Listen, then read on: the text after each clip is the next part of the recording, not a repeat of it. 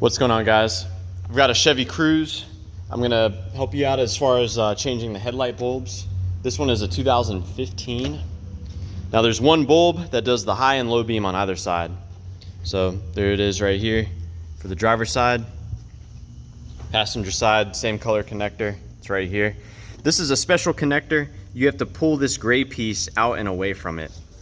And once the gray piece is out sufficiently, you push with your thumb or whatever you want to push with on this tab, and you kind of wiggle this and pull it straight back, and it will come out.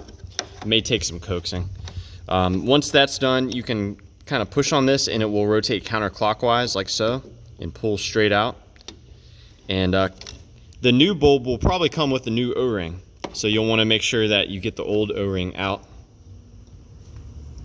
As far as the bulb itself, it's an H13 bulb, a 2-filament bulb. And installing it is basically a reverse of removing it. Let me get this back on there.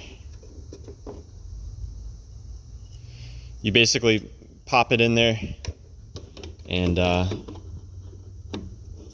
you're going to rotate it clockwise to get it locked into place.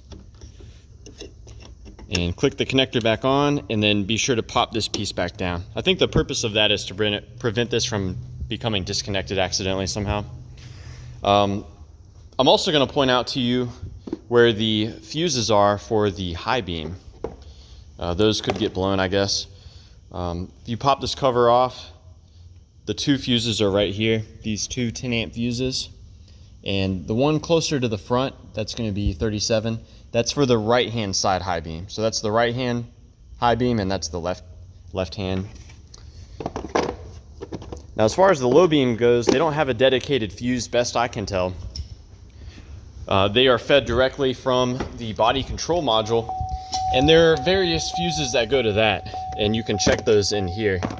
So there's a cluster here, these 3 fuses right here, as well as that fuse right there. Those are all for the body control module. So check that one, these two 30-amp fuses right here, and that 25-amp fuse.